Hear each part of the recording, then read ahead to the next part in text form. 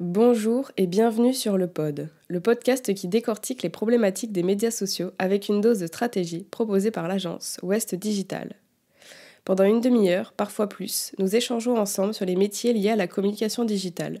Savoir-faire, conseils, bonnes ou même mauvaises pratiques du métier, on se dit tout et on partage nos approches, nos trucs et astuces pour être le plus efficace au quotidien. Dans l'épisode d'aujourd'hui, je suis accompagnée de Brian et d'Alexandre, notre invité du jour. Et nous allons vous parler du droit à la déconnexion sur les réseaux sociaux. Ça paraît simple, et pourtant, dans notre métier, la frontière est mince.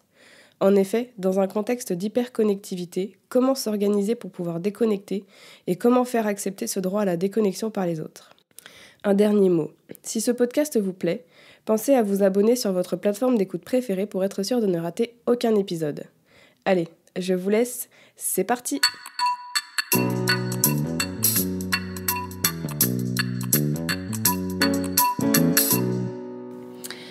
Bonjour et bienvenue dans ce 23e épisode du Pod. Aujourd'hui, nous allons parler du droit à la déconnexion sur les réseaux sociaux quand on gère des comptes sur les réseaux sociaux pour une structure. Donc pour aborder ce sujet, je suis avec Brian. Bonjour Brian. Bonjour Gwen. Mais également avec notre invité du jour, Alexandre, donc qui est directement concerné par ce sujet puisqu'il est le Social Media Manager de la ville de Nantes. Donc avant de poursuivre, Alexandre, je vais te laisser te présenter si tu veux bien. Donc, bonjour à toutes et à tous, donc je suis Alexandre Chéré, je suis Social Media Manager de la ville de Nantes et de Nantes Métropole. Ça fait bientôt du coup 10 ans que je suis à la ville et à la métropole. Je suis en charge du coup de la coordination, de la stratégie, de la réflexion autour des réseaux sociaux des deux collectivités. Et voilà, je suis avec du coup 2 community managers au quotidien pour animer, modérer et définir toutes les stratégies réseaux sociaux des collectivités. Ok, merci à toi. Alors pour vous en dire un peu plus sur pourquoi est-ce que l'on a choisi d'aborder ce sujet aujourd'hui, je vais laisser Brian nous l'expliquer puisque c'était son idée. Oui, alors merci Gwen. Effectivement, l'idée de ce sujet nous vient d'échanges qu'on a eu en interne à l'agence lorsque j'ai fait une publication sur mon profil LinkedIn à propos d'une idée reçue sur le fait que les personnes qui travaillent dans le social media ne déconnectent jamais. Alors, voilà, donc c'est un post qui a fait un petit peu réagir en interne, réagir dans le bon sens d'ailleurs, parce qu'on a eu des échanges très constructifs. En gros, qu'est-ce que je disais, c'est que on rencontre beaucoup dans nos métiers des personnes qui travaillent dans le social media qui disent qu'elles ne coupent pas parce que c'est pas possible. C'est pas possible de couper quand on fait ce métier-là. Pourtant, le droit à la déconnexion, le fait de pouvoir couper, c'est légal. D'ailleurs, c'est même dans la loi travail de 2016, et donc voilà, cette loi travail que vous connaissez forcément, qui dit que en dehors de ses heures de travail, un salarié n'est pas tenu d'être en permanence joignable. Donc a priori, un social media manager, un community manager est un peu concerné par le sujet, parce que ça veut dire qu'en dehors de ses heures de travail, on n'est pas censé travailler et donc pas censé faire de modération ou de diffusion de contenu. Mais sauf qu'en fait, dans les faits, c'est souvent juste une déclaration de bonne intention. C'est-à-dire qu'on se rend compte que concrètement, il y a un peu souvent des débordements. Il y a beaucoup d'études d'ailleurs qui montrent que la majorité des Français n'arrivent pas à couper en dehors des heures de travail. Ça s'est même empiré avec le télétravail, avec la crise qu'on a connue. Et en fait, pourquoi il y a beaucoup de dérives, c'est aussi que les entreprises doivent le faire. Enfin, dans le cadre de la loi travail, on est censé le mettre en œuvre, mais on n'a pas de sanctions possibles, ce qui fait qu'effectivement, il y a beaucoup de dérives. Pourtant, le fait de couper, ça permet quand même d'avoir des personnes qui sont sereines, qui sont épanouies au travail, qui ont un cerveau qui se régénère, puis qui sont frais aussi au quotidien. Donc c'est quand même essentiel, c'est même pas qu'une question de droit. Et en fait, dans ma tête, au moment où j'ai fait ce post, ça paraissait très simple. Il suffit juste d'organiser le travail pour que les personnes puissent déconnecter quand on fait du social media. Sauf qu'en fait, on a bien vu en interne dans nos débats que c'est pas aussi simple que ça en fait de pouvoir déconnecter. Et on s'est dit, il y a bien un secteur qui est quand même directement concerné par cette problématique de déconnexion, c'est quand même le secteur public, surtout quand il y a des relations avec les usagers, qui posent des questions souvent quand eux sont disponibles, c'est-à-dire le soir, le week-end. Donc voilà, on s'est dit que ça serait peut-être bien de faire témoigner une personne qui travaille dans le sujet. C'est pour ça qu'on a sollicité Alexandre pour voilà, qu'on puisse échanger un petit peu sur la manière dont est organisée justement cette déconnexion, et puis en fait les choses auxquelles il faut penser pour l'organiser, parce que on va voir, c'est pas forcément si simple que ça. Voilà pour l'introduction et le contexte. Merci pour cette introduction complète. Tout à fait. Et ben alors justement, rentrons tout de suite dans le vif du sujet. Alexandre, est-ce que tu pourrais nous en dire un petit peu plus, vous, à la ville de Nantes et à la métropole, comment est-ce que vous vous organisez donc, pour rester réactif, mais tout en vous déconnectant, tout en gardant ce côté vie privée le soir, le week-end. Comment est-ce que vous vous organisez ? Déjà, il y a la notion d'équipe, en fait. Je pense que dans beaucoup de collectivités, c'est vraiment assez différent, mais pour nous, l'important, c'est vraiment le travail d'équipe. On est au sein d'une direction, et donc nous, on a une direction à l'information qui est avec des métiers complémentaires, des métiers qui sont différents, et on compte aussi beaucoup les uns sur les autres pour pouvoir déconnecter et avoir tout le temps quelqu'un qui puisse agir, prévoir, anticiper, voire de manière opérationnelle directement communiquer sur les réseaux. Et donc plus particulièrement sur l'exemple du week-end, on a un système d'astreinte avec une équipe de community managers, de journalistes, et qui se succèdent chaque week-end pour communiquer éventuellement s'ils sont appelés pour d'éventuelles communications sur les sites internet ou les réseaux sociaux. Et donc c'est ce système qui permet au reste de l'équipe aussi de pouvoir se souffler et ne pas être appelé, et aussi à notre hiérarchie d'avoir une personne référente pour pouvoir avoir quelqu'un, un interlocuteur privilégié. Et donc c'est vraiment la notion d'équipe qui nous permet vraiment de souffler, d'avoir aussi confiance en laissant véritablement le travail au travail et ne pas penser le travail à la maison, parce que quand on a une tâche, quand on a des choses à faire au quotidien et qu'on doit les déléguer, on a toujours potentiellement peur que ça soit mal fait, parce qu'il y a toute une réflexion en amont. Sur les réseaux sociaux, c'est très bien qu'un post, ça se réfléchit en amont, il y a des formats, des choses à faire, et donc la personne qui doit potentiellement publier, il faut qu'elle soit formée, il faut qu'elle soit aussi à l'aise pour prendre la main. Et donc il y a tout un système à organiser dans l'équipe pour pouvoir être autonome, que chacun puisse agir de manière autonome. Et donc là, l'exemple du week-end, effectivement, il y a une personne qui est référente, quoi. Qui est identifiée, qui tourne chaque week-end. C'est ça. Et donc après, effectivement, chacun a été formé. Alors nous, au sein de l'équipe réseaux sociaux, donc social media manager, community manager, forcément les réseaux sociaux, c'était notre domaine, mais il y avait la question par exemple de la mise à jour des sites. Et donc ça, nous, c'est moins notre cœur de métier au quotidien. Et donc on a été formé aussi à la mise à jour des sites internet. Et à l'inverse, les journalistes qui sont plus sur les sites internet, eux ont été formés aux réseaux sociaux et aux outils, à l'outil qui nous permet de publier sur les réseaux le week-end, quoi. Et dans cette équipe, vous êtes combien ? Alors sur l'équipe d'astreinte, on est 8. Avec 3 personnes d'équipe réseaux sociaux, 4 journalistes et une responsable des éditions numériques, donc des contenus numériques des sites, quoi. Et dans quel cas l'astreinte va être déclenchée justement pour ces équipes-là le week-end ? Alors il y a 2 cas de figure. Il y a la communication de crise potentiellement, où il y a une information urgente à mettre en ligne pour pouvoir informer le plus rapidement possible les habitants. Et donc cette information-là va être sur les sites et sur les réseaux. Et après, il y a l'information, on va dire, plus usagée,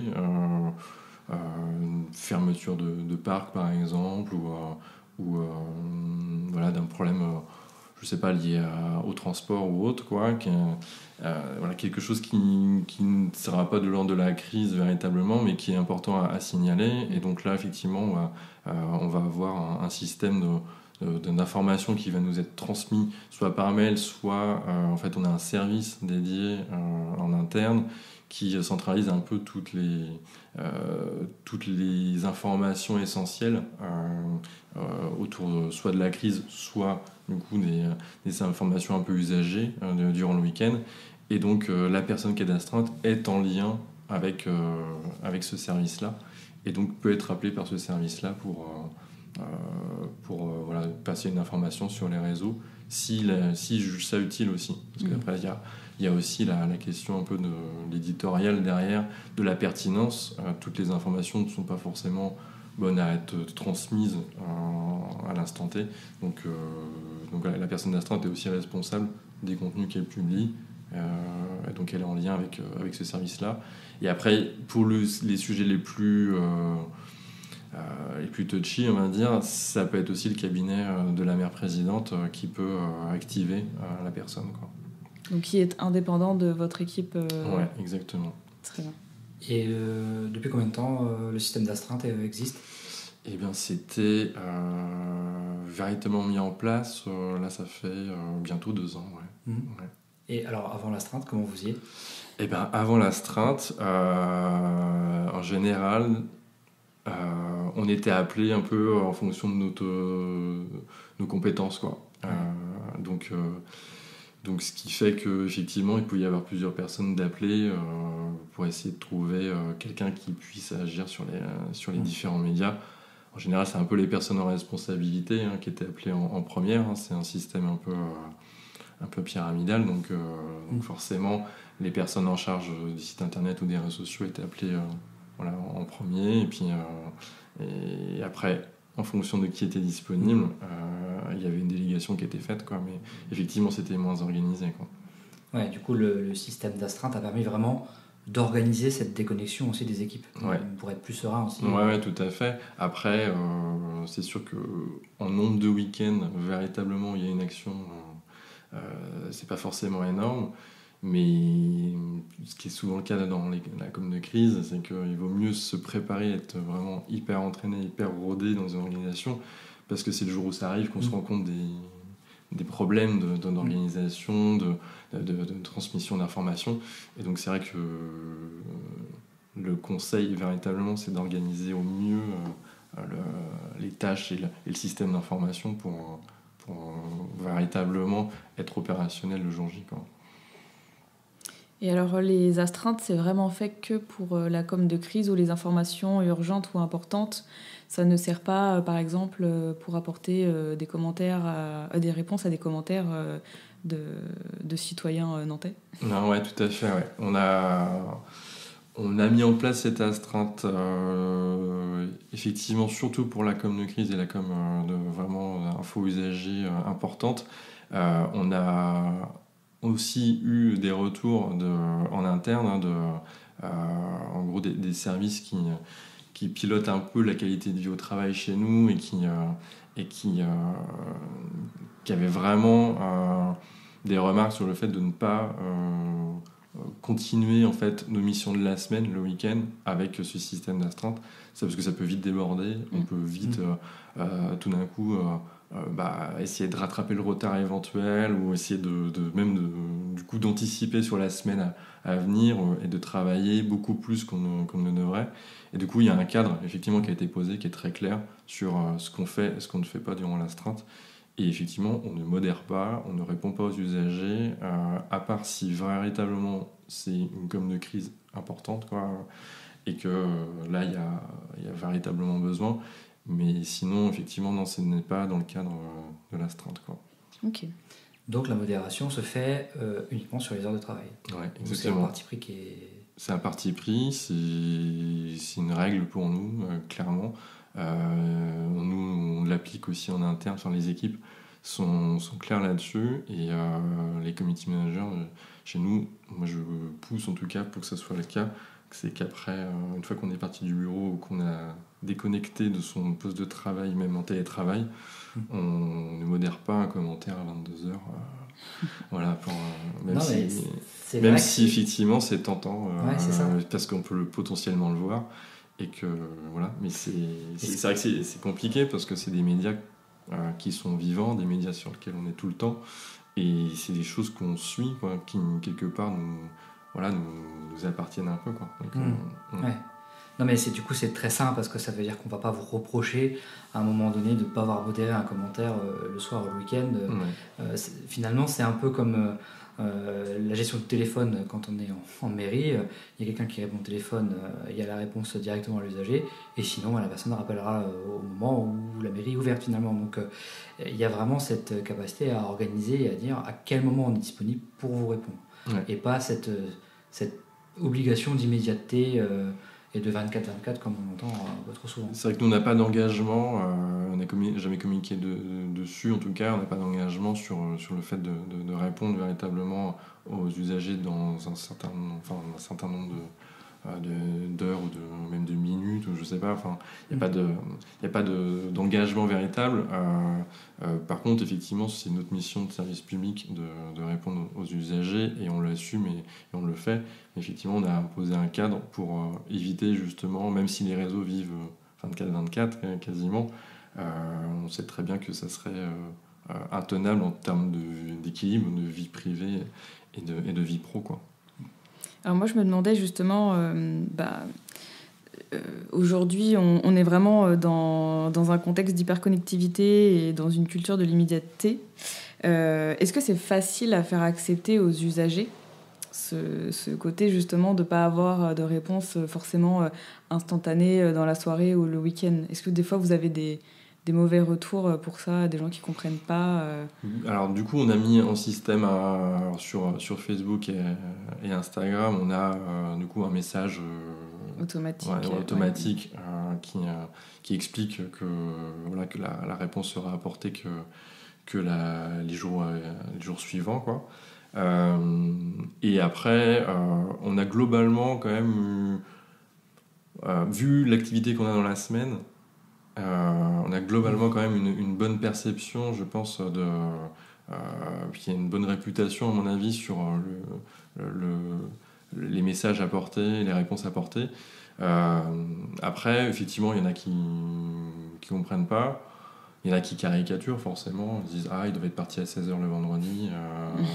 Voilà, donc du coup, s'ils partent à cette heure-là, jamais ils travailleront le week-end, quoi. Donc effectivement, il y en a toujours qui râleront. Mais globalement, quand même, je trouve que c'est pas le week-end où on a le plus de questions, que je pense que les gens ont un peu l'habitude aussi, et puis ils sont assez compréhensifs sur le fait qu'on soit pas connecté 24h/24 le week-end aussi. Donc ils savent nous solliciter après durant la semaine, quoi. Donc en tout cas, j'ai pas ressenti véritablement de bad buzz ou de remarques très négatives sur le fait qu'on soit absent le week-end, quoi. On vous pardonne de prendre du repos. Ouais, c'est ça. Et c'est vrai qu'il y a une certaine empathie avec les community managers parce que mine de rien, le métier est un peu reconnu aujourd'hui. Et on sait que les community managers sont que l'interface, en fait, et sont pas les décisionnaires non plus, et c'est pas ceux qui sont à l'origine forcément des éléments de langage derrière des réponses apportées.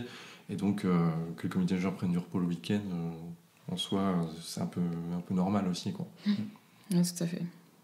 Et alors, je repose un peu la même question, mais au niveau de la hiérarchie des supérieurs, ça c'est pareil, c'est quelque chose qui est normal pour tout le monde ici, que vous puissiez justement avoir ce droit à déconnexion. Ouais, c'est normal. On a même eu des remarques, des directives, parce qu'on en faisait trop par moment, parce qu'on a... Forcément, il y a des périodes où on avait envie de couvrir tel événement le week-end, enfin de travailler un peu plus le week-end, parce que mine de rien, le week-end, c'est aussi des moments où on crée de l'engagement avec une communauté, où on est vraiment, on va dire, beaucoup plus visible. Donc il y avait aussi une volonté de notre part, à un moment donné, de communiquer un peu plus le week-end, de couvrir plus d'événements et tout. Et on a eu véritablement un frein et une demande, si besoin de communiquer, d'externaliser. Et après, sur la modération, concrètement, ça a été clair de ne pas répondre, parce que qui dit répondre dit engager une conversation, et en fait, quand on commence à répondre, ce n'est pas une réponse qu'on apporte en général, c'est plusieurs réponses à suivre. Enfin, c'est véritablement une conversation qui est engagée avec l'internaute. Et l'internaute, si on lui répond à 15h, qu'il n'y ait plus personne à 15h10 parce qu'on a déjà transmis une réponse, il ne va pas le comprendre, quoi. Il va dire il y a quelqu'un derrière, donc je peux le solliciter. Donc il faut que le service il soit aussi sur la durée. Et donc ça, c'était intenable en termes de ressources humaines aussi, quoi. Donc, et puis pour aussi... par rapport à nos semaines qui sont très chargées. Du coup, effectivement, il y a l'aspect externe où on doit, l'internaute doit comprendre, il arrive de plus en plus à comprendre que le community manager coupe. Ça, c'est le premier point. Et puis après, il y a aussi l'accompagnement en interne et l'exemplarité même aussi du management en disant attention, ça concerne tout le monde, le droit à la déconnexion, donc en fait, on s'envoie des mails et on discute sur les heures de travail, et en dehors, par contre, on doit pouvoir couper. Ouais, tout à fait. Ouais. Et effectivement, l'importance de la hiérarchie se fait ressentir dans ce droit à déconnexion, parce que si la hiérarchie pousse ou en tout cas a des réflexes de solliciter, même pour des petites choses, effectivement, ça raccroche... le community manager, l'agent à son travail, mine de rien, et puis il va forcément s'organiser un peu en fonction de ça, quoi, et se dire faut que je laisse mon téléphone allumé, on sait jamais, au cas où, même si ça arrive 2-3 fois par an, je sais pas, et du coup oui, effectivement, nous, le fait qu'on ait l'astreinte le week-end et une hiérarchie qui nous a dit clairement les choses sur les heures de travailler et les sollicitations qui sont vraiment exceptionnelles sur des besoins de corriger potentiellement un poste qui avait été programmé ou quelque chose de ce style-là, une action en tout cas sur nos réseaux. Honnêtement, c'est primordial, quoi. Ça marche. Moi, je voulais juste revenir au niveau de votre organisation. Est-ce que vous utilisez, alors je ne sais pas si tu peux en parler ou quoi, mais dans votre organisation, est-ce que vous vous aidez d'outils ? Parce qu'on a parlé du côté humain, l'organisation de l'équipe, etc. Est-ce que vous vous aidez d'outils justement pour ça ?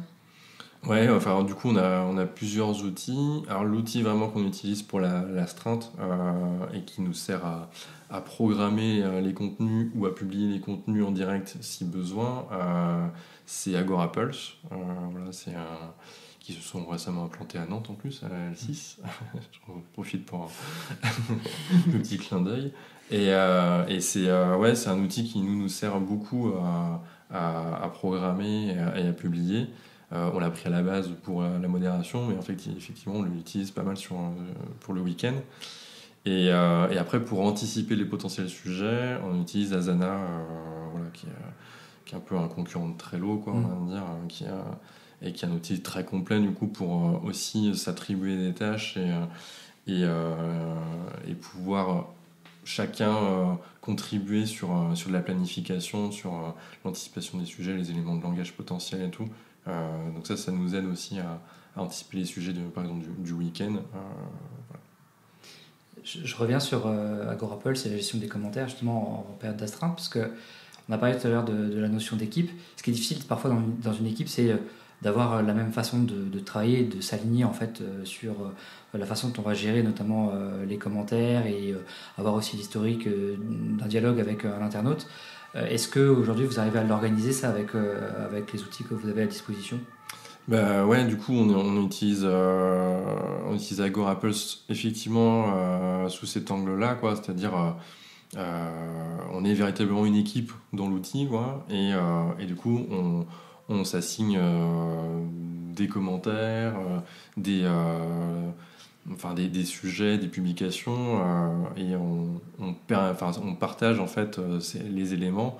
On a entré aussi par exemple des réponses un peu prédéfinies qu'on ajuste à chaque fois, et donc ça c'est partagé aussi au sein de l'équipe pour qu'il y ait en gros le même type de réponse apportée pour que d'un community manager à l'autre, en gros la voix de la collectivité soit un peu similaire, parce qu'effectivement quand on s'approprie un sujet, on va forcément communiquer avec ses propres mots Et si on veut le vulgariser un peu pour essayer de l'expliquer sur Twitter en réponse à un internaute, le risque effectivement c'est qu'on ait une voix qui soit un peu différente d'un community manager à l'autre. Donc là effectivement on partage un peu des contenus et puis des pratiques quoi, on va dire au sein de l'outil quoi. Et après sur la publication c'est aussi important d'avoir le même un peu les mêmes guidelines quoi en fait parce que là je parlais du coup de l'équipe d'astreinte, il y a des journalistes et des community managers, donc c'est aussi important qu'on ait les mêmes réflexes quoi en fait sur l'outil. Puis le même ton, le même ouais d'accord, ok. Je me demandais, parce que tout à l'heure tu en as un petit peu parlé mais on n'est pas trop rentré dans le sujet de la prise de parole en cas de crise. Est-ce que vous avez des processus différents en cas de crise pour votre organisation ? Alors en cas de crise, ouais, là en fait on a là en fait il y a des nouvelles personnes qui peuvent entrer un peu dans l'équipe, on va dire, parce que ça se joue vraiment à l'échelle de la collectivité. Donc il va y avoir déjà le cabinet de la maire présidente qui va être beaucoup plus présent, les services aussi. Et puis après, il va y avoir souvent un groupe WhatsApp qui va être créé.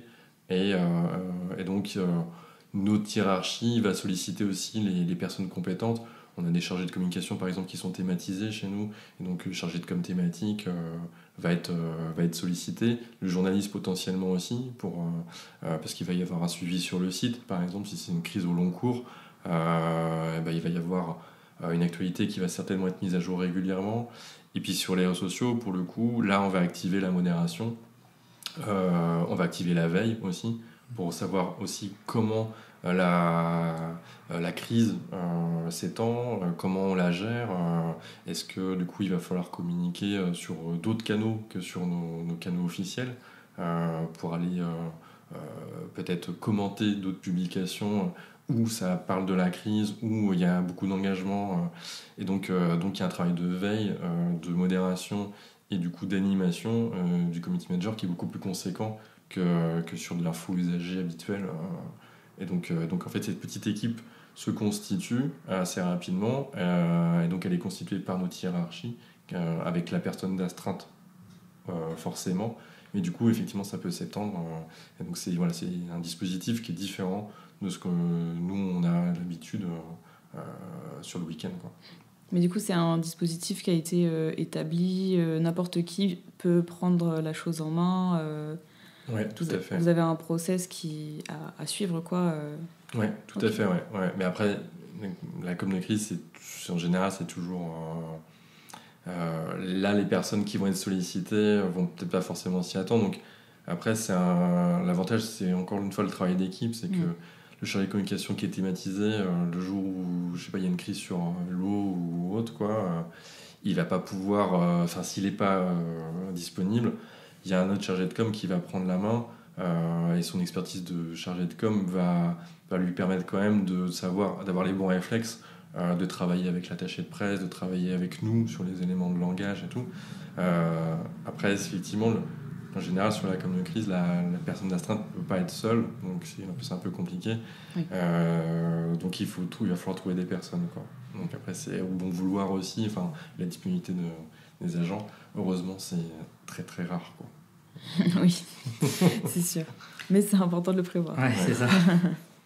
Alors, on parle beaucoup de la ville de Nantes, de Nantes Métropole. Il y a des enjeux quand même qui sont assez importants et du coup des moyens aussi pour organiser toute cette déconnexion. Est-ce que toi, tu as des retours de comment ça se passe dans des villes un peu plus modestes de la métropole où parfois on a des personnes qui sont seules parce que c'est vrai que je pense que les personnes qui nous écoutent vont se rendre compte que ce qu'on dit là, c'était pas toujours adapté à des petites structures. Est-ce que tu sais un peu comment ça se passe Je sais pas forcément véritablement comment ça se passe, mais je sais au moins qu'effectivement le côté couteau suisse un peu des communicants dans les petites collectivités fait qu'ils sont quand même beaucoup plus en tout cas qu'ils ont, je pense, beaucoup plus de mal à déconnecter, quoi. Ils sont aussi souvent plus proches du cabinet de la maire ou du maire Et donc, ce qui fait que ça crée on va dire une proximité qui se joue aussi sur les médias pour communiquer assez rapidement. Donc il y a tout un dispositif qui est forcément, je pense, moins cadré, moins régulé que nous, quoi. Mais après, je sais que dans d'autres structures, je pense par exemple au CHU ou voilà, même dans des structures où il y a des réseaux sociaux, il y a des médias sociaux qui sont quand même assez suivis et tout. Je sais effectivement que ça peut être compliqué en fait de couper parce qu'il y a un besoin de communiquer potentiellement. Là pour le coup, la com de crise par exemple peut être n'importe quand et c'est pas des grosses équipes du tout, donc c'est un peu effectivement plus compliqué, je pense, sur ce type de structure ou dans des petites communes où en fait les agents font tout, quoi. Et ça, c'est effectivement, j'ai pas d'exemple comme ça, mais j'en avais rencontré quelques-uns qui enviaient un peu effectivement nous notre côté vraiment structuré, quoi. Donc, je pense que dans les débats qu'on avait justement sur ce sujet-là en interne, ce qui revenait beaucoup, c'était le secteur public, c'est quand même difficile de déconnecter, même si on voit que finalement c'est possible. Et l'autre argument, c'est mais les toutes petites boîtes, honnêtement, enfin les petites structures, c'est quand même très difficile quand tu as une seule personne, par exemple, qui gère les réseaux sociaux, ou une personne qui gère toute la com, dont les réseaux sociaux. Parce que du coup, tout repose sur une seule et même personne. Et c'est vrai que je pense que la taille joue beaucoup aussi sur la capacité à organiser cette déconnexion. Il y a quelque chose qui est intéressant dans ce que vous faites, c'est que finalement, les personnes qui vont intervenir en cas d'astreinte, c'est pas forcément les personnes qui travaillent sur les réseaux sociaux tout au long de la semaine. C'est des personnes qui ont été sensibilisées à la question, qui savent utiliser les outils, qui comprennent comment on les utilise. C'est pas forcément leur métier initial, ils ont une fibre, mais ils peuvent intervenir en cas de problème. Et du coup, il y a cette notion d'équipe et de formation qui est assez intéressante. Ça montre aussi d'une certaine manière qu'une petite entreprise où on a une personne qui a la communication, on peut très bien avoir une personne qui est contributeur, qui est commercial, ou même la direction, qui peut intervenir en cas de problème, quoi. Et nous, c'était le groupe de travail, parce que pendant longtemps, j'étais tout seul, et donc j'étais un peu dans le modèle des petites collectivités, quoi, où du coup, je pouvais être sollicité le week-end régulièrement, et surtout, en étant seul, il y a une responsabilité qui est forte, qui n'est pas partagée. Et donc, il y a derrière aussi la connexion permanente pour suivre tout ce qu'on a produit, parce que dès qu'on programme le week-end, même si on a vérifié 4-5 fois notre post, c'est jamais. On a publié le vendredi soir, on est fatigué la semaine, et voilà, il y a une coquille qui est passée. Et puis au-delà de ça, il y a toute l'activité de la collectivité. Et là, pour le cas de la ville de Nantes et Nantes Métropole, voilà, c'est Nantes, c'est une ville dynamique, il se passe toujours quelque chose. Et donc, le week-end, nos centres d'intérêt, ou voilà, notre vie nous ramène aussi forcément au quotidien de la semaine et de la collectivité. Et du coup, moi, effectivement, quand j'étais tout seul, la déconnexion était beaucoup plus difficile, quoi. C'est vraiment véritablement, mais pas par rapport à la hiérarchie qui m'imposait quoi que ce soit, mais par rapport au fait que la responsabilité n'était pas partagée, et que ça, c'est vrai que effectivement, la question des contributeurs et de jouer collectif sur ce service public numérique, quoi, elle est essentielle, quoi, c'est clair. Ça, je pense que c'est un témoignage, un retour qui est assez intéressant, justement, de se dire, oui, il peut y avoir une personne qui est responsable des réseaux sociaux dans une entreprise, et s'il y a besoin, si on se rend compte que parfois il y a besoin d'avoir quelqu'un le week-end en astreinte, parce que c'est un secteur où il y a besoin d'une réponse rapide, c'est peut-être bien d'avoir justement cette vision collective, de faire intervenir des contributeurs dont c'est pas forcément le métier, mais qui ont un peu la fibre sur ces sujets-là. En tout cas, ce qui est important, c'est que ça soit organisé avec un système d'astreinte, ou que ce soit mis en place aussi, parce qu'il y a la question aussi des ressources humaines qui doivent intervenir, du juridique, de la rémunération. Oui, parce que c'est quand même important aussi pour les personnes qui nous écoutent. Moi, dans ma tête, c'est logique en tant que chef d'entreprise. Pour Alexandre, ça l'est aussi sûrement à la ville de Nantes où c'est bien cadré. Mais une astreinte, c'est rémunéré, c'est pas sur la base du volontariat. Et ça aussi, c'est très important à avoir à l'esprit, parce que mine de rien, quand on est d'astreinte, même si on n'est pas déclenché, eh ben, on est censé pouvoir être disponible, et donc on est toujours un petit peu connecté d'une certaine manière au travail, même si on ne travaille pas de manière effective. Ça, c'est quand même un point qui est non négligeable. Je ne sais pas si tu as d'autres questions, Brian, avant qu'on passe à la partie conseils et astuces. Vas-y. Est-ce que, alors du coup, tu disais que quand tu es arrivé il y a 10 ans, donc tu étais tout seul, l'équipe s'est construite du coup autour de toi, à tes côtés. Est-ce que tu aurais du coup des bons conseils ou des bonnes astuces à nous transmettre pour justement réussir cette déconnexion? Alors, déjà, couper ses notifs, en général. Pas mal de community managers actifs de notification toujours sur tous les réseaux, donc je pense qu'en tout cas couper ses notifs, ne plus les voir, ça incite déjà moins à aller sur les réseaux, à aller voir ce qui se passe. Et puis c'est toi qui es dans l'action, c'est toi qui choisis d'aller voir le contenu. Et ça, c'est quand même, je pense, ça fait du bien aussi. Sérieux. Et après, une fois que les notifs sont coupés, community manager à la ville de Nantes, ça veut aussi dire potentiellement qu'on vit dans la Nantes ou dans la métropole, qu'on vit la vie nantaise aussi par ailleurs. Donc c'est aussi de trouver des moyens pour essayer de s'échapper de tous les sujets nantais pour éviter qu'ils nous rappellent un peu le travail, quoi. Et donc c'est aussi pas mal voyager, en tout cas aller voir ailleurs, aller ailleurs qu'à Nantes, et puis s'évader pour aller véritablement chercher d'autres choses, quoi, pour se vider la tête, et puis pour partager d'autres choses que la vie nantaise qui est passionnante, mais qui effectivement demande aussi beaucoup d'énergie et de charge mentale, mine de rien, vu que tout ce qui s'y passe et tout ce qui fait notre métier. Et puis après, un autre point aussi, c'est comme on a aussi mis en place le télétravail pas mal au sein de la collectivité, justement depuis la crise sanitaire, depuis le début de la crise, avoir un vrai lieu chez soi pour travailler et bien coupé du reste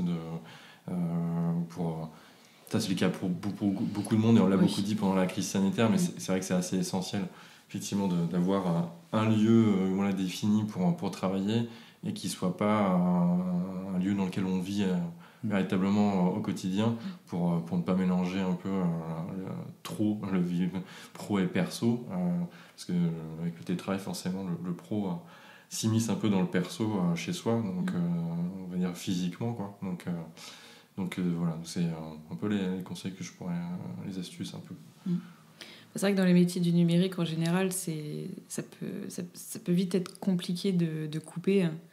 Mais, et puis, comme tu dis, avec le télétravail, alors tout le monde ne peut pas avoir un endroit dédié pour travailler, mais après, pour d'autres métiers, ça peut aussi être éteindre son ordinateur et pas le laisser entrouvert ou en veille, ou je sais pas, ou comme Brian, mettre son téléphone pro rangé dans un tiroir. Moi, le vendredi soir, je rentre chez moi. Le truc que je fais, c'est j'ouvre mon tiroir, je mets mes clés de voiture et je mets mon téléphone. Bon, je ne dirais pas quel tiroir, du coup, parce que sinon c'est chez moi. Mais, et le simple fait de ne pas avoir mon téléphone, en fait, je ne pense pas du tout au travail, et je ne suis pas tenté même de regarder s'il y a quelque chose. C'est des actions qui paraissent symboliques, mais c'est vrai que ça joue beaucoup aussi sur l'équilibre. Nous, c'est vrai que c'est véritablement le travail un peu passion de sa ville et tout qui fait qu'on est souvent reconnecté, en fait, même si on est déconnecté. Ça vient à nous parce que l'actualité nantaise fait que ça va nous faire penser un événement va nous faire penser à je sais pas, une action de communication qu'on a faite la semaine dernière, et donc effectivement c'est véritablement essayer de couper par rapport à ça, et trouver un équilibre surtout entre la vie qu'on a à Nantes perso et la vie pro, et de ne pas essayer de mélanger un peu trop, en tout cas, et d'avoir cette distinction, quoi. Très bien. Est-ce qu'à l'inverse, tu aurais des erreurs à ne pas commettre, des travers qu'on a vite fait de faire et qui nous empêchent justement de déconnecter ? Administrer avec ses comptes perso, le compte de la ville, par exemple. Moi, je l'ai fait pendant des années et effectivement, donc, le travail symboliquement en fait dans un fil d'actu, dans un feed réseaux sociaux, les posts pro se mélangent avec le perso. Enfin, tout est la veille aussi se mélange et trouver du coup un moyen d'administrer ses comptes de manière vraiment pro.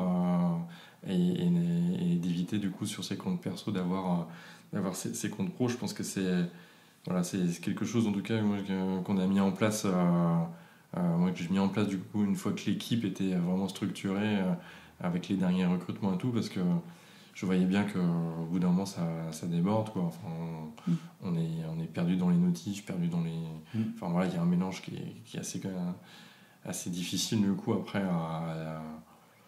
au quotidien, donc voilà, un exemple de notif. C'est intéressant ce que tu dis parce que ça me fait penser à un autre débat qu'on a eu en interne chez nous. Alors c'était pas trop un débat, c'était plutôt des moqueries envers moi, envers ma personne évidemment. Non, c'est la dernière fois Marlène me faisait remarquer que je ne suivais pas nos clients sur les réseaux sociaux. Alors je disais bon, tout m'intéresse pas forcément. J'adore nos clients, mais tout m'intéresse pas forcément. Et surtout, moi, ça me permet aussi de me préserver, quoi. Sur mon fil, j'ai quelque chose qui m'intéresse et qui ne me ramène pas forcément sur le pro. Donc, effectivement, je pense qu'il y a une des erreurs aussi que beaucoup de CM peuvent peut-être être amenés à commettre, c'est de suivre leur propre compte ou le compte de leurs clients.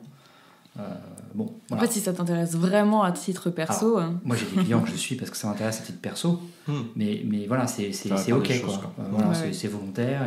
Mais par contre, nos clients, voilà, où je n'ai pas forcément d'intérêt pour le sujet, même si dans le boulot, ça me plaît, mais à titre personnel, bon, moins, et du coup, je ne les suis pas. Et je pense que ça aussi, ça peut être aussi un bon moyen d'arriver à couper. De ne pas systématiquement tout suivre de ce que font les clients. Ou de sanctuariser en se disant LinkedIn, je suis le pro et c'est ma veille. Et voilà, sur Insta, je vais faire autre chose. Et essayer d'avoir comme ça une distinction aussi par réseau. Voilà, ça peut être aussi une solution, quoi. Alors, c'est vrai que moi, LinkedIn, quand je suis en week-end ou en vacances, je n'ouvre jamais. Twitter aussi, d'ailleurs. Et pourtant, nous, on voit justement que beaucoup de gens ne déconnectent pas, parce que sur LinkedIn, on a une audience qui est assez forte le week-end, sur des sujets qui sont quand même parfois techno, en tout cas pas forcément très grand public, souvent quand même assez engageant, parce qu'on est sur LinkedIn, donc on a un positionnement qui est quand même lié aussi à des sujets où voilà, on sollicite aussi notre communauté pour qu'elle s'engage sur les différentes thématiques. Mais on voit qu'on a beaucoup d'audience le week-end, alors qu'effectivement on se dit comme ça spontanément que c'est plutôt du lundi au vendredi les gens sont sur LinkedIn, quoi. On a la même chose nous au mois d'août. On a de plus en plus, on observe pour nos clients une audience quand même assez conséquente au mois d'août. Alors, ça pose quand même question parce que ça veut justement dire qu'il y a beaucoup de personnes qui n'arrivent pas à couper. Parce que le mois d'août, c'est quand même le mois où la plupart des Français prennent des vacances. Et souvent, on dit à nos clients, bon, il faut lever le pied, mais pas totalement arrêter.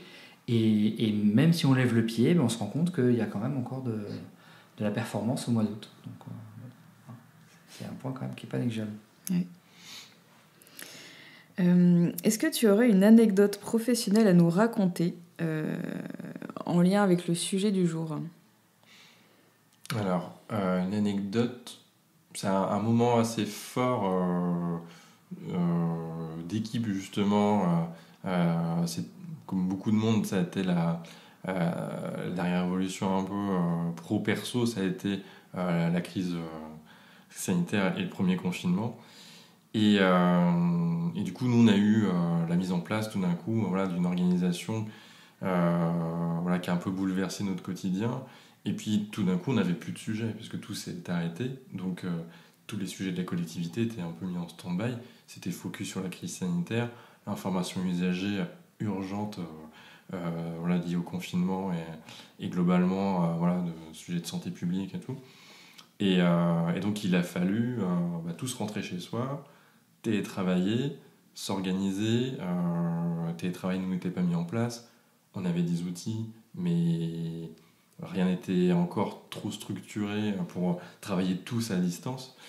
Donc on a dû s'organiser et en fait on a passé beaucoup de temps à s'organiser, beaucoup de temps à communiquer à distance et en fait pris dans le quotidien. Les premiers jours, on a tous travaillé énormément, véritablement. Et en même temps, il fallait organiser sa vie perso. Et en fait, c'est là où moi, j'ai vraiment... ça a été un peu la sonnette d'alarme en disant il va falloir... on ne sait pas combien de temps ça va durer déjà. Et là, il va falloir véritablement s'organiser. C'est pas comme le week-end où de temps en temps, tu vas voir tes mails ou tout. Là, concrètement, il va falloir vraiment... distinguer la vie pro et la vie perso, s'organiser pour accorder du temps à sa vie perso, quoi, parce qu'on a les enfants à la maison, parce que voilà, tout le monde est à la maison et qu'il faut que la vie continue, quoi. Et en même temps, la vie pro est en chantier, là, en fait. En gros, il y a tout à mettre en place. Et donc, c'est vrai que me retrouver à 22h encore sur mon ordi ou sur mon téléphone avec des collègues sur des groupes WhatsApp, tout. À un moment donné, sur les premiers jours, on s'est tous dit, et moi c'était vraiment la sonnette d'alarme, je me suis dit, là il va falloir couper et s'organiser et trouver un rythme qui soit tenable, viable dans le temps, quoi. Et donc là c'était la coupure nette, quoi, pour moi.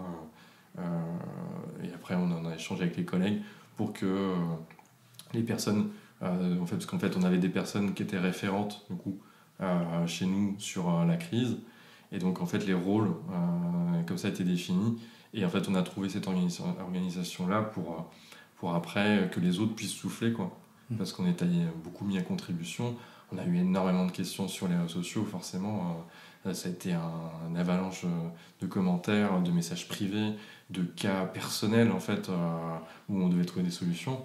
Et donc concrètement, on a essayé de trouver une organisation qui a bien fonctionné au final. Mais effectivement, le départ, je me souviens le lundi soir quand on est rentré chez nous tous, moi j'ai dû travailler jusqu'à minuit, voilà, avec beaucoup de choses à faire, quoi. Et les jours suivants, après, ça s'est mis en place, quoi. Et ça a été une période véritablement où là, l'enjeu de la déconnexion a été hyper fort, quoi. C'est là où on voit en fait que ça se prépare, ça s'organise, ça se structure. C'est pas, il s'agit pas juste d'appuyer sur un bouton en disant bon, maintenant vous allez tous déconnecter et vous allez tous prendre l'habitude de pas travailler en dehors de vos horaires de boulot. C'est pas juste une déclaration comme ça, il y a vraiment toute une organisation à mettre en place, quoi. Ouais, et puis quand on a un travail qui nous tient à cœur, dans lequel on s'investit beaucoup, c'est vrai que c'est difficile de lâcher, hein. C'est difficile de partir en vacances en ayant pas mal fait son travail, mais en tout cas en sachant que tout n'est pas parfait et que les collègues vont devoir prendre la main et qu'ils vont peut-être galérer, quoi.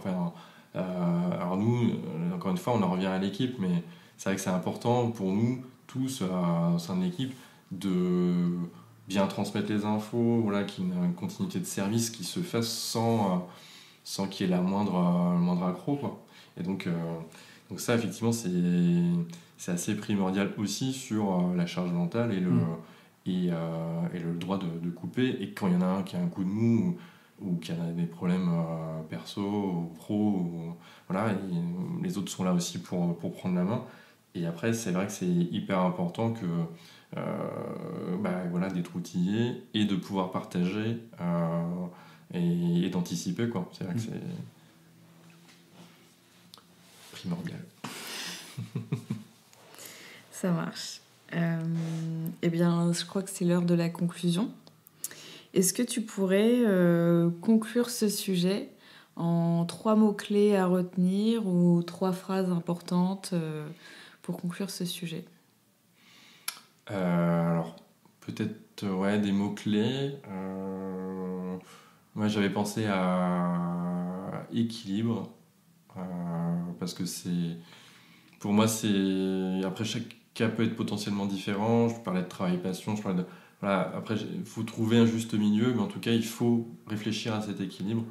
Et là où on place le curseur, de ce qui est acceptable ou pas, de voir cet équilibre aussi avec les collègues, la hiérarchie, son entourage, que ce soit partagé. Parce que des community managers qui sont un peu seuls à comprendre ce qu'ils font, tout ce qu'ils font au quotidien, et à ne pas partager avec le reste parce qu'on a l'impression que les autres ne comprennent pas trop ce qu'on fait. C'était souvent le cas sur le métier de community manager. Bon, il passe son temps sur Facebook et Instagram. Il ne travaille pas. Il travaille pas. Et du coup, c'est important de partager ça, de placer ses limites et de les communiquer. Le deuxième mot, ça serait respiration, pour moi. C'est trouver vraiment des moments de respirer en dehors des réseaux, même avec les réseaux, mais en tout cas de trouver des moments, des espaces où le travail, on le laisse de côté et on respire, on fait autre chose, on s'évade. Ce que je disais, c'est important d'avoir ces temps-là pour mieux revenir et d'être toujours motivé, parce que sinon on risque l'overdose, on risque d'être saturé et d'être hyper focus tout le temps sur ça. Même personnellement, l'épanouissement du coup peut être un peu compliqué après sur la durée, Donc attention à l'épuisement au quotidien. Et puis dernier mot, je l'ai pas mal dit, mais équipe, on parlait des contributeurs, c'est pas forcément une équipe réseaux sociaux, une équipe même de communicants ou autre, mais de partager avec d'autres collègues les enjeux, les contraintes, et puis de partager la charge aussi, Aujourd'hui, les réseaux sociaux, c'est plus comme avant, c'est plus comme il y a 10 ans, juste l'affaire d'experts ou de jeunes ou du stagiaire ou autre qui est le seul à comprendre ce qui se passe sur... Aujourd'hui, c'est assez collectif, c'est véritablement des médias, Et puis en plus, il y a beaucoup de compétences qui peuvent être associées au réseau. Donc c'est bien de partager tout aussi, toute la charge que ça entraîne, et de pas simplement du coup avoir que quelques experts ou un expert en fait au sein de l'entreprise ou de la collectivité ou de l'agence ou autre. Ouais, non, c'est hyper intéressant la notion d'équipe. On est beaucoup revenu et c'est vrai que ce que tu dis, c'est ce qu'on dit aussi beaucoup à nos clients, nos prospects, c'est qu'en fait, quand on va prendre en main les réseaux sociaux d'une marque, d'une collectivité, peu importe, on en devient son porte-parole. Et donc, à une époque, on le fait toujours, on forme les porte-paroles qui vont à la télé.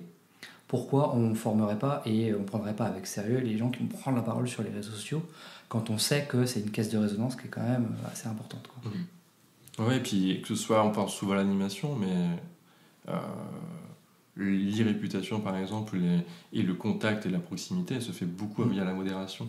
Le bénéfice en fait, parce que l'animation, elle peut être souvent targuée aussi de communication un peu descendante ou alors même quand on fait des publications un peu engageantes, on dit c'est pour quelque chose d'un peu gratuit, ils veulent susciter du like et du commentaire et puis c'est tout, c'est pas très sincère en tout cas. Alors que la modération, c'est sincèrement ce qu'une marque ou ce qu'une collectivité peut faire de plus sincère, et puis ça lui permet aussi de pousser des contenus, de mettre en avant des idées, des engagements. Et effectivement, ça, c'est un travail collectif. Ça peut pas être le travail d'une seule personne qui va connaître l'entreprise par cœur ou la collectivité par cœur et qui va pouvoir répondre du tac au tac. Ça se construit, effectivement. Et ça se partage pour aussi trouver des nouveaux angles potentiellement, des manières de communiquer qui viendraient de quelqu'un qui n'a rien à voir avec les réseaux sociaux et qui a dit moi j'ai pensé à ça, pour répondre on pourrait pousser tel ou tel sujet, et nous ça nous arrive aussi souvent quand même d'avoir des réponses apportées aux internautes qui ne sont pas simplement le fruit de l'équipe réseaux sociaux et tout. C'est un travail avec les services, avec le cabinet et tout. Et on construit ça un peu collectivement, quoi. Parce que c'est effectivement, comme tu dis, c'est aussi la voix de la collectivité. Et un commentaire, une réponse peut être prise c'est clair. très très largement, quoi.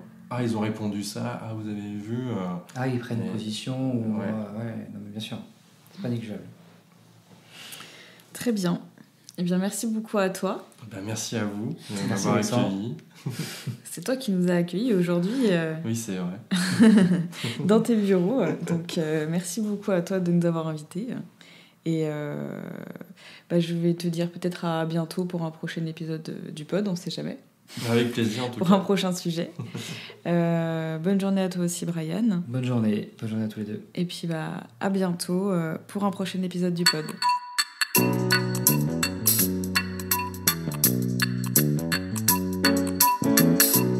Quelques mots avant de se quitter.